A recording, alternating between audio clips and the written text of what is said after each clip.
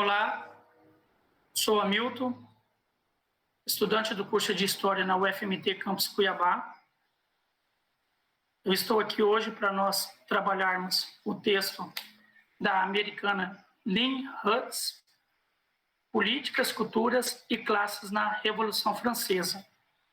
Nós vamos trabalhar hoje o capítulo 5 desta obra, uma obra muito importante, que pontua pontos muito importantes, né? A pesquisa acerca do tema, que iniciou na década de 1970, é o resultado da publicação do livro em 1984. A autora, ela iniciou essa pesquisa em 1970, e esse livro ele veio ser publicado aí em 84, só que conseguiu apenas a tradução dele para português em 2007. A autora ela é americana, né? A Hutz, ela analisa o tema e ela busca compreender a cultura, a política da revolução.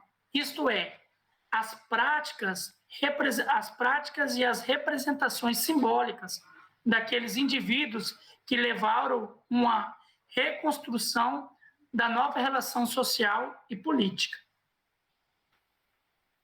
Como podemos ver no próximo slide, Políticas e Culturas na Classe da Revolução Francesa, de Lynn Hutz, a interpretação da Revolução Francesa.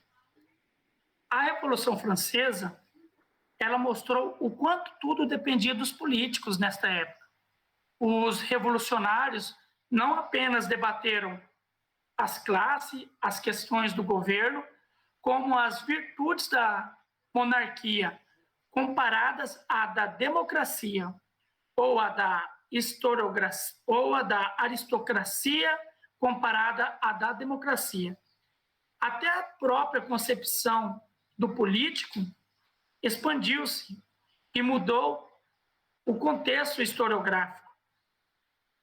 Sendo assim, nós podemos observar que, nesta época, ser político não era algo que era bem visto para a sociedade. Nesta época, ser um gestor público, um representante do povo, ele era tido como uma profissão de marginal, uma profissão assim marginalizada pela sociedade. A Revolução Francesa é um dos eventos mais analisados na historiografia do Ocidente. O que está em questão não é o caráter da experiência. Então, o que está em questão aqui não é o caráter da experiência revolucionária em si, mas as suas origens, os resultados ao longo do prazo. Essa Revolução Francesa, ela teria sido liderada pela burguesia, comerciantes e artesão. Os críticos dessa visão, chamados de revisionistas, afirmam, ao contrário, que a Revolução havia sido liderada por advogados e altos funcionários públicos. E nós temos aí as três principais escolas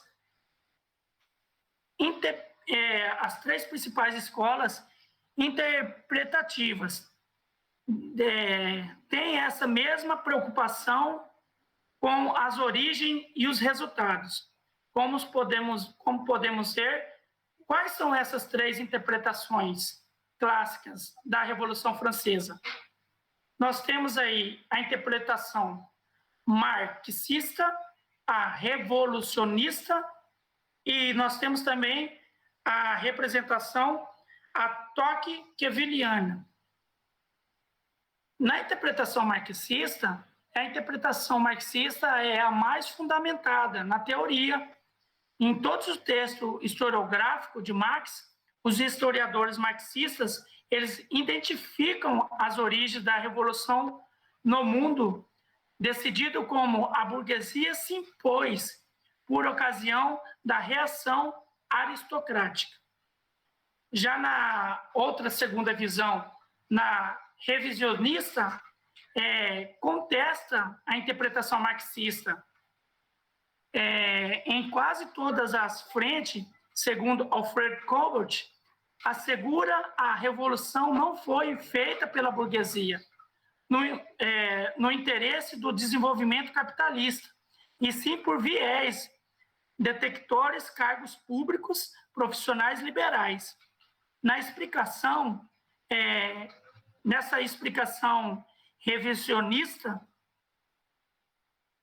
ela vem nos trazer a revolução perdeu o seu caráter predominante, pois acerca da forma da teoria sido um erro. Já na terceira visão, que é a terceira visão, que é a Tocquevilleana, a revolução frequentou o engrandecimento do poder do Estado e da centralização, e não só do triunfo do capitalismo. Nenhuma classe venceu essa competição. Os franceses tornou-se mais iguais em suas inadvertidas servidão a um governo autoritário. Já no próximo slide, nós vamos fazer aqui, a autora americana Hertz, ela vem nos trazer e nos mostra como as novas formas e símbolos da prática política transformaram as noções contemporâneas sobre o tema. Talvez esse tenha sido um dos principais legados da Revolução Francesa, e talvez ele ainda nos fascine, porque a autora gostou muito dessas características fundamentais da política moderna. Ela conclui, portanto, que houve uma revolução na cultura política, mais do que enxergamos. As origens e resultados da revolução é fundamental para compreendermos como foi pensado pelos revolucionários e de que maneira estes sujeitos históricos modificaram a si próprio e a própria revolução. Agora, aqui no final, estão nossas referências bibliográficas. Finalizo por aqui, agradecendo a compreensão e a oportunidade que foi dada. Muito obrigado.